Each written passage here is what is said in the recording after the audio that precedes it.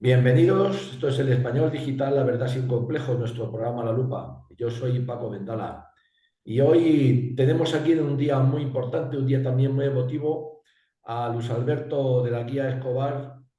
¿Cómo estás, Luis Alberto? ¿Cómo andas? Muy bien, gracias. Aquí esperando para poder poner de manifiesto los horrores de la gentuza esta.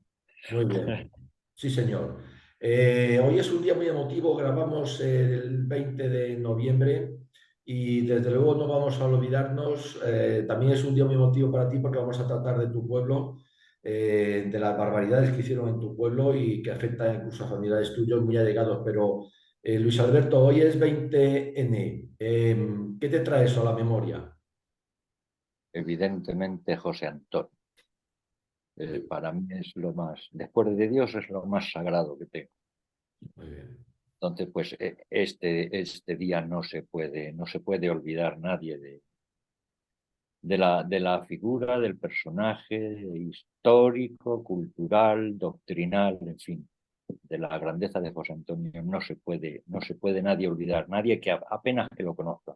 Y quienes no lo conocen, lastimosamente, si se dignaran siquiera a leer dos renglones, estoy seguro que muchas cabezas cambiarían.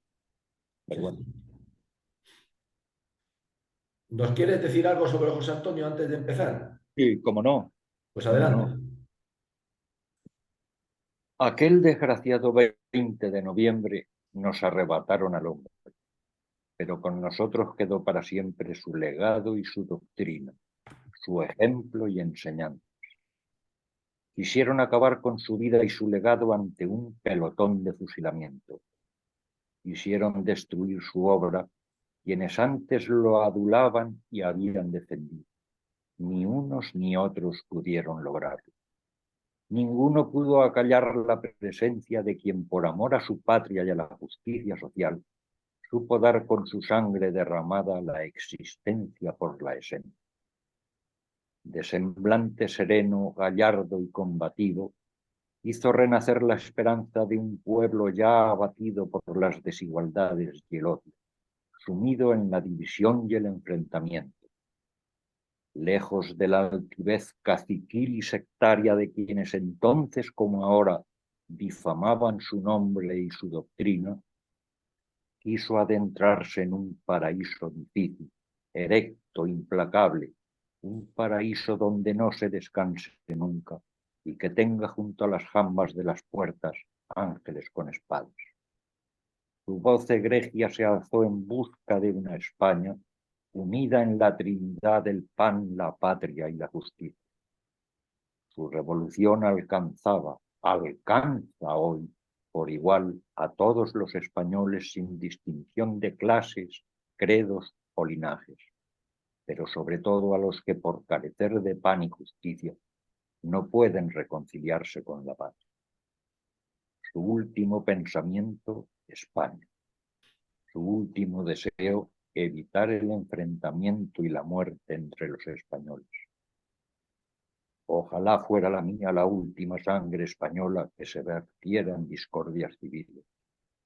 Ojalá encontrara ya en paz el pueblo español, tan rico en buenas calidades entrañables, la patria, el pan y la justicia. José Antonio Primo de Rivera, presente. Presente, sí, señor.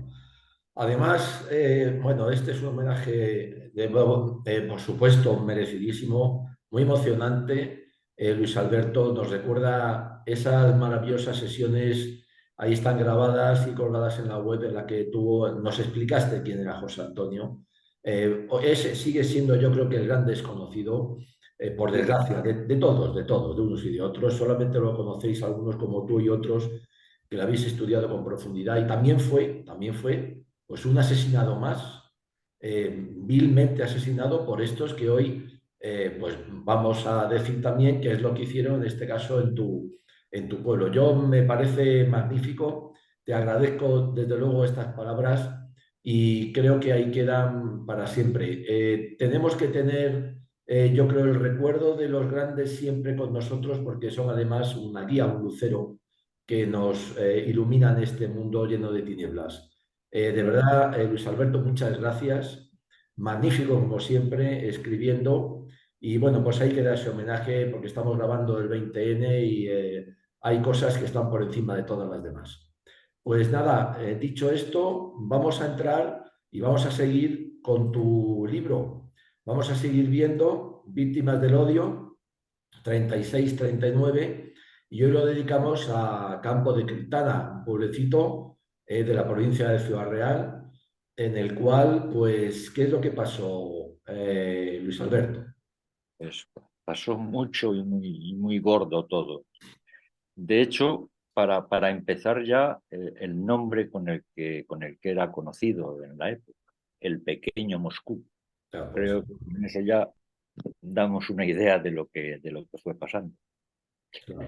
El mismo 18 de julio, el Ayuntamiento de Cristana, que en aquel momento, lógicamente, era del Frente Popular, da aviso a los directivos del Partido Socialista, la UGT, CNT, Izquierda Republicana y Partido Comunista, todos ellos gobernantes entonces, quienes se dirigen a sus respectivos centros donde reúnen a los afiliados, incitándoles a tomar las armas que cada uno tuviera a su alcance, Ajá.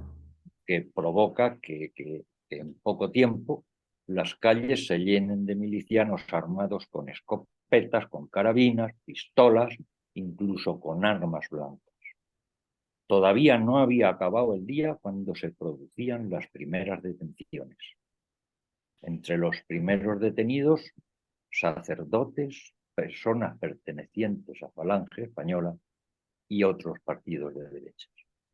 En total llegaron a practicarse más de 250 detenciones durante los primeros meses. Ya.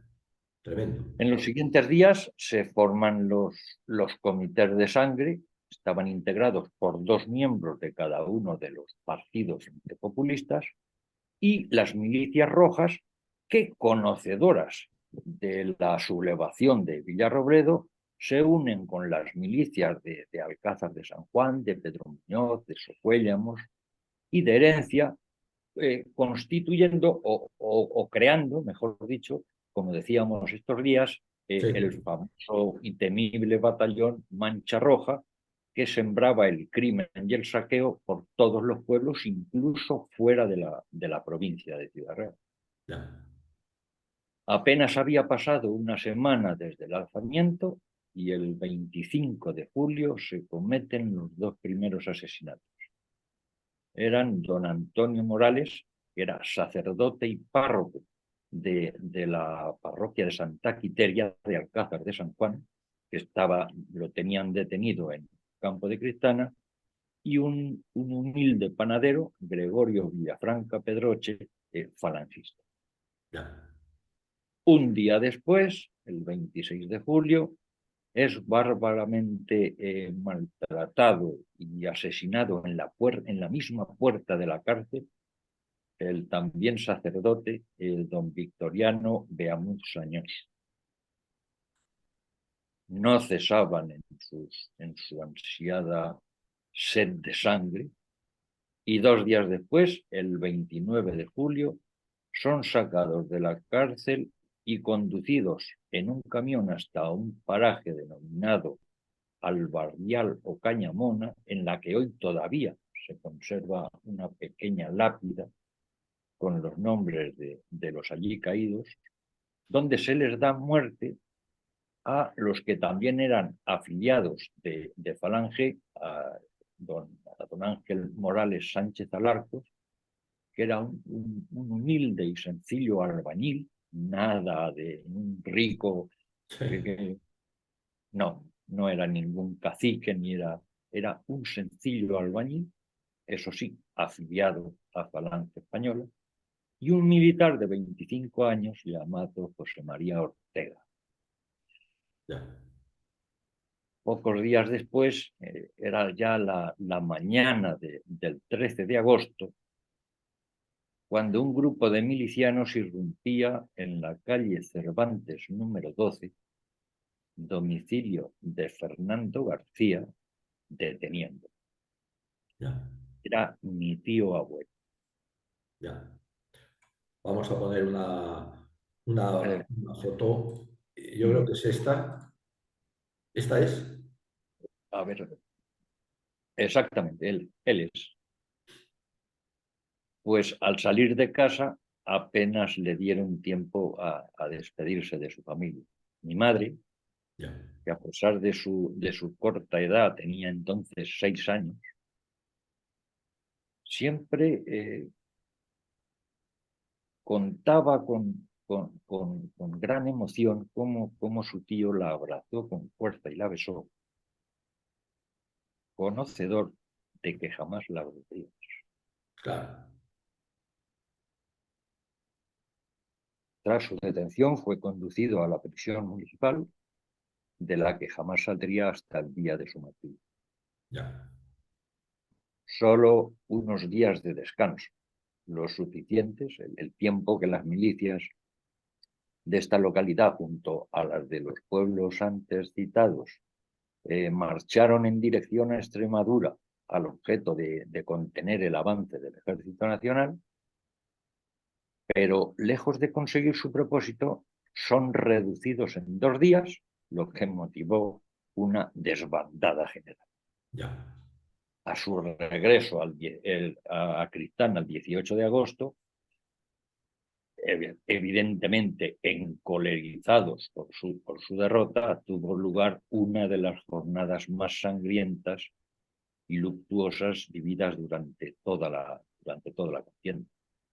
Y no solamente por el número de los caídos, cuanto por las atrocidades que contienen.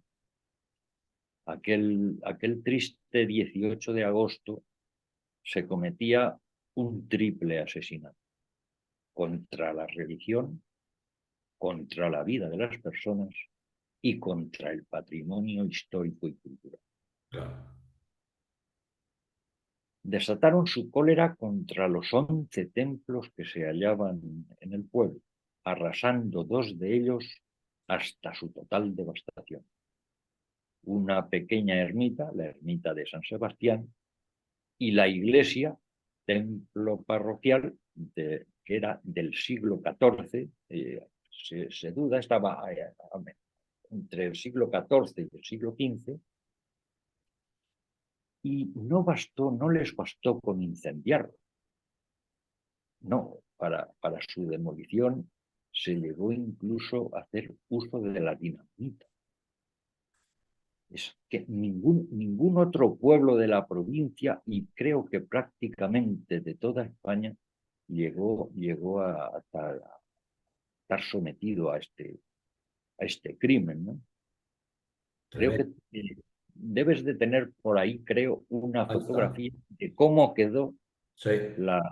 efectivamente, ahí vemos lo que quedó de la iglesia. Hemos puesto primero la iglesia en el incendio y cómo quedó la iglesia. Es increíble, dinamitada. Eso es lo que quedó. No se trata de que quemaran altares o Sí, quemaran sí. retablos o quemaran imágenes. No, no. Eso es lo que dejaron. Es increíble, Eso increíble. es lo que dejaron.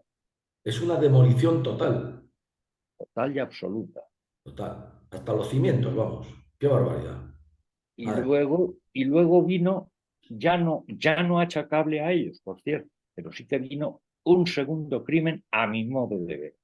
Eso ya lo dejo para que se juzgue, ¿no? Y es que cuando se hizo la nueva iglesia, bien se pudo utilizar esta misma piedra para edificarla. Sin Claro. embargo, pues, cogieron esa piedra para hacer el campo de fútbol. Buah, Bueno, allá ellos. qué Creo barbaridad. que es otro nuevo crimen y esta vez no fue achacable a los rojos, ¿no? Desde Pero bueno, luego, desde luego. en Qué fin, barbaridad. en Increíble. fin, la misma suerte corrieron los santuarios de los patronos del pueblo, de Cristo de Villajos y de la Virgen de Cristana, que están a 3 y 5 kilómetros del pueblo en direcciones opuestas. Cada uno tiene Claro, su santuario. Con todos ellos acabaron y con el resto hasta los 11. Pero eso no era suficiente.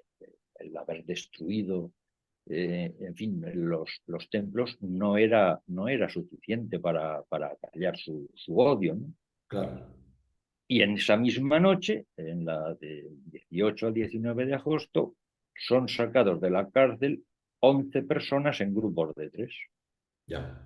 El primer grupo, integrado por don Celestino Martínez Santos, que era un abogado perteneciente a Acción Popular, y los falangistas, Celedonio Cedenilla, que era organista, y don Manuel Narro Doñac. Una vez fuera de la cárcel, fueron conducidos fuera de la localidad hasta la carretera de Alcázar de San Juan, Ajá. donde fueron asesinados por los milicianos.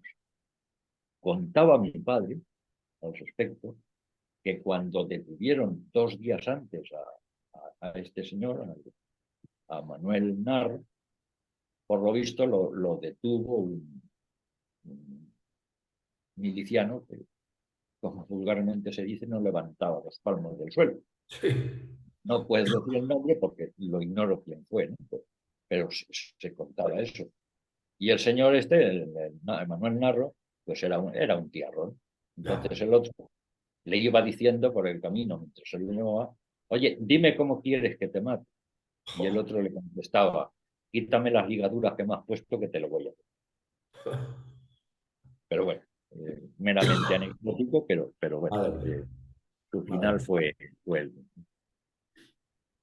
Del segundo grupo fue conducido hasta el paso del ferrocarril en otra carretera que había a otro pueblo, que entonces era una pedanía de Criptana, o ya es un pueblo independiente, pero entonces era pedanía, y allí pues, fueron asesinados don Joaquín González, que era un farmacéutico también afiliado a Falange, don Gabriel Mínguez, era un labrador de Renovación Española, y Federico Modatalla, que era el labrador y perteneciente a Acción Popular. Pero sin duda, el odio hizo mucho más patente con los miembros del tercer grupo. El sacerdote don Especioso Perucho Granero, que fue declarado mártir y Ya. su causa permanece abierta ahora mismo, ya que murió perdonando a sus verdugos. Ajá. Fernando García, mi tío, militante de Falange Española, y el abogado don Francisco Treviño, que era de Acción Popular. Los 3 fueron conducidos hasta la carretera de Pedro Muñoz, el pueblo cercano, en las proximidades del balneario de la Virgen del Carmen. Y allí fueron asesinados, pero sufriendo un ensañamiento y maltrato de obra tal vez inusitado. Al practicarse la exhumación de los cuerpos, se pudo observar que sus cráneos, habían sido machacados. Ah, vaya. Así lo atestiguaba no solo el informe forense que se practicó, sino también el informe del cabo de la Guardia Civil de la 202 Comandancia Claro. Rural. Incluso el cuerpo del sacerdote se pudo ver que había recibido varios disparos, primero desde lejos y después a quemarropa. Al ser recogido su cadáver, tenía quemada la ropa en la parte del bajo vientre. A mi tío abuelo, por su parte, le habían arrancado la pierna. Madre En mía. fin, bárbaro. Madre mía.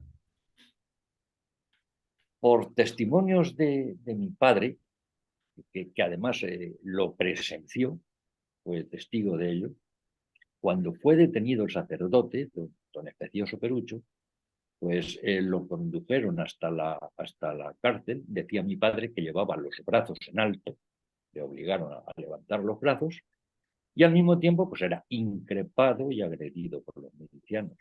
Incluso uno de ellos, en un momento, abofeteó al sacerdote. Jo. Entonces el pobre sacerdote se volvió hacia él, volvió la cabeza, y mirándolo le dijo fijamente, hijo, que Dios te conserve la mano. Madre mía. Bueno, pues este hombre, bueno, en el transcurso de días o semanas, en fin, de tiempo que pasara, o bien fue llamado o él se quiso alistar voluntariamente. El hecho es que se marchó al frente.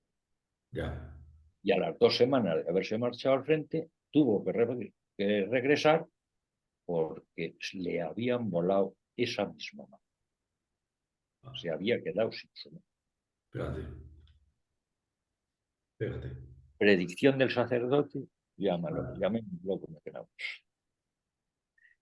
En fin, Tremendo. no había terminado todavía el día y fueron en busca de los dos restantes, que fueron trasladados a la misma carretera de Pedro Muñoz y fueron vilmente asesinados también. Claro. Eran los sacerdotes Manuel Antonio Muñoz Pedrero y Antonio Moraleda. Este último era un sacerdote con muchas narices, estaba afiliado a Falange Española y se había enfrentado en varias ocasiones al alcalde para interceder por los jóvenes de Acción Católica que continuamente se estaban metiendo lógicamente con ellos. Entonces, Claro. primero el ser de Falange, o segundo, no sé en qué orden, ser sacerdote, ser falangista, pues supuso si encima el enfrentarse, supuso su condena a muerte. Claro. Y quedó a unas frases que escribió antes de que fueran a por él, puesto que había visto que se habían llevado a los anteriores, Claro. él ya se sabía de antemano lo que iban a hacer con él, ¿no? Claro. Y entonces pues escribió una nota que su familia siempre guardó como una reliquia y donde textualmente se leía: unido al divino agonizante, quiero repetir en todo y siempre la oración de abandono total, completo, absoluto. Padre mío, no se haga mi voluntad, sino la tuya. Sus familiares, lógicamente, esto lo guardaron como una reliquia. Sí, señor. Vaya testimonio, vaya ejemplo. Sí, señor. En fin, Muy el bien. día, el día 22, una nueva saca, ahora ya son 28 personas, eran sacadas de la cárcel y enviadas a la checa del seminario, el seminario del que hablábamos el otro día, de la capital Sí. Ciudad Real, donde son bárbaramente maltratados hasta el punto de que llegan a romperles a muchos de ellos brazos y piernas. Madre mía. Son retenidos durante varias horas y de los 28 son asesinados al día siguiente 26. Qué barbaridad. Dos, no se sabe cómo, alguien se lo preguntó, pero nunca llegaron a decirlo. Dos se escaparon y lograron salvar su vida. Claro. Como verás, es una continua masacre. Apenas pasa 1 o 2 días y se vuelve a repetir la Sí, historia. sí, es El, espeluznante, espeluznante, el espeluznante. 24 o el 25 de agosto se pone en libertad a un señor que era conservador, Emérito Ortiz Moreno, labrador también de 52 años, y que lo tenían detenido en la cárcel Modelo. Entonces el hombre, en el momento que lo ponen en libertad, rápidamente, alegre, se pone en dirección a su casa para ver a su familia, lógicamente. Claro. No llegó a abrirlos. Al llegar a la puerta de su casa, por la espalda, se le hacían varios disparos de escopeta, dice la causa, Qué y, barbaridad. y acababan con su vida. Claro. La orden partía de uno de los miembros del Comité del Pueblo. Madre. Imagínate la cara de su mujer cuando, abriendo la puerta, Claro. sigue a su encuentro y se encuentra con él muerto en sus brazos. Claro. Tremendo. Tremendo. En fin, no solo los hombres fueron víctimas de las milicias rojas en Cristana. También las mujeres fueron objeto de detención y malos tratos, si cabe con una mayor crueldad todavía. La noche del 19 al 20 son sacadas de la cárcel doña Cecilia Juste de Argallo, las hermanas Milagros y Eloísa Corona González y doña Pilar López Andrés. Una vez fuera de la cárcel, eh, son trasladadas en un automóvil hasta el cementerio, donde tras ser violadas las tres primeras, bueno, son violadas y después fusiladas. Fusiladas. Qué barbaridad. Pero más cruel fue el trato dispensado a la cuarta, a doña Pilar López, que estando embarazada fue obligada a entrar en la habitación del conserje del cementerio junto a 18 milicianos. Qué barbaridad. Ni qué decir tiene que en su interior fue desnudada y objeto pues, de todo tipo de bajezas y violaciones. Incluso mientras la torturaban, discutían entre ellos, y esto se sabe por la declaración de uno de los detenidos, Claro, claro. de un momento, pues discutían si le cortaban los pechos, si la mataban con arma blanca o se limitaban a dispararle. Ya. Esta mujer ya inconsciente por los trajes que había sufrido, es trasladada al exterior hasta la fosa donde habían matado a las anteriores, y una vez allí disparan sobre ella 24 disparos de fusil. Qué barbaridad. Todavía no era suficiente. Madre mía. Colocan una escopeta sobre sus partes genitales y vuelven a efectuar otros dos. Qué barbaridad. Madre mía. Horroroso, total. Horroroso, sí, señor. No hay palabras. En fin, mientras esto sucedía, en el interior de la cárcel, esa misma noche, eran ahorcados en su celda don Manuel Manjabacas y el falangista Gregorio Galón. Estos no llegaron a salir siquiera, en su misma celda se los cedían. No se sabe si fue también esa misma noche, y digo que no se sabe porque hay discrepancias. Yo he visto en unos listados esa misma fecha y en otros la fecha del día siguiente, Ajá. pero también son asesinados Pablo Nieto Pérez, esposo de la mártir a la que hacíamos antes alusión, el notario don Ramón de la Vega Arango y su hijo, también hijo y padre, o sea, esposo e hijo Sí. de otra de las asesinadas, y doña Cecilia Juste de Argallo. O sea, se estaba asesinando a familias A enteras. familias enteras, sí, señor. A Tremendo. familias enteras. Tremendo. También esa misma noche, José María Muñoz y los sacerdotes don Franco Nieto, que a la sazón también era tío de otro de los que acabamos de decir, Sí. pues, y un tal Abelino Ortiz Carrasco, que era párroco de Membrilla, cuyos cadáveres se lee que fueron atados con fuertes ligaduras en pies y las manos, lo que demostraba que habían sido objetos de martirio, lógicamente. Claro. Pasan los días y el 22 de septiembre, 2 días después, Sí. decimos pasan los días como si hubiera pasado una Sí, eternidad, sí. pues, 2 días después, vuelven a cobrarse una nueva víctima en el patio de la cárcel. Era el falangista Vicente Camacho, que era brutalmente apaleado por 5 milicianos que le golpeaban con porras de goma, con piedras, dice, y la puente de un carro que por los golpes se partió en dos, Qué lo cual barbaridad. hizo que viniera otro nuevo miliciano para seguir sacudiendo todo con más fuerza. Incluso alguno dice que le daba golpes con un ladrillo hasta que le destrozaron la cabeza, lógicamente, y Claro. acabó con su vida. Qué barbaridad. En fin, era tal el terror a que fueron sometidos los cristanenses, que algunos, evidentemente, los que tenían capacidad económica para hacerlo o encontraban sitio en algún familiar, pues decidieron cambiar de residencia y Claro. largarse a Madrid, creyendo que allí pues ante la multitud de madrileños era mucho más fácil de esconderse y pasar desapercibidos. Sin embargo, la huida fue infructuosa, ya que los miembros del comité fueron alertados, seguramente por algún chivatazo, Claro.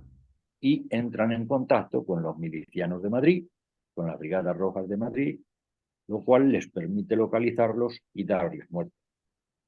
Es el caso de don Juan y don Rafael Bahillo Manso, que era el conde de las Cabeceras, era conde, Ya, y, y se fueron a Madrid para tratar de evitar la masacre, pero los localizaron y fueron directamente a por ellos.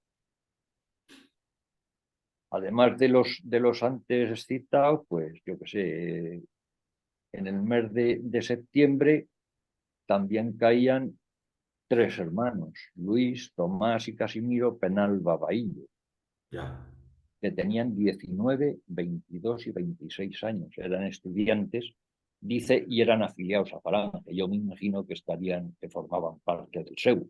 claro, Y claro, quiero entender, pero bueno, claro, efectivamente. siendo estudiantes y de Falange, pues lógicamente serían del SEU.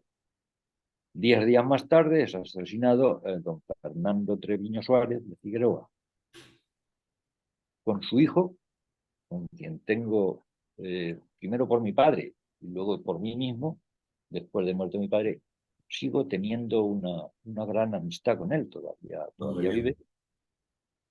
bien. Y siempre decía mi padre que en su rostro se veía el martirio de su padre. Y es Ya. que su madre lo dio a luz mientras que estaban matando a su padre. Joder, qué barbaridad. Madre mía. Son curiosidades, pero, Sí, sí, pero hay. sí, sí. Está claro. Sí, En señor. fin, otro grupo de familiar fueron los hermanos Quirós y Quirós, don Pedro, don Gregorio y don Evaristo. Este último era canónico con dignidad de chantre de la Catedral de Ciudad Real, que se trasladaron a Madrid también para evitar ser Claro. asesinados, pero igualmente son localizados y asesinados el 15 de septiembre en Chamartín de la Rosa, en Madrid. Ya. Se encontraron los cuerpos de don Evaristo y de su hermano, creo que fue Gregorio, Sí. pero el Pedro, creo que fue Pedro, exactamente, no sé si ahora mismo si fue Pedro o Gregorio, uno de los dos jamás apareció su cadáver. Qué Su barbaridad. familia lo dio por muerto, pero nadie sabe qué pasó. Tremendo. En fin, Tremendo. luego en el mes de octubre son localizados y ejecutados León López de Longoria, Emiliano Castiblánquez y su hija, en fin, otra vez grupo familiar. Claro. Y llegamos así al 19 de noviembre del 36, que volvía a ser una fecha luctuosa para mi familia. Algunos milicianos del comité querían festejar el hecho de que se iban a incorporar como voluntarios al Ejército Rojo.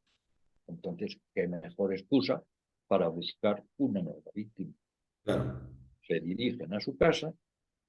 No sé si fue por la mano de Dios que lo dictó o porque este hombre algo temía y se largó. El hecho es que no dieron con él y pudo salvar su vida.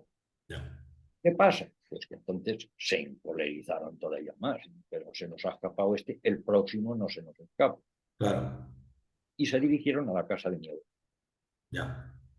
Contaba mi madre que siempre la pobre le tocó estar en las dos escenas, Claro. curiosamente, y contaba que estaban subidos hasta por las tinas, se subieron por el tejado, había milicianos por los tejados, por las puertas, en fin.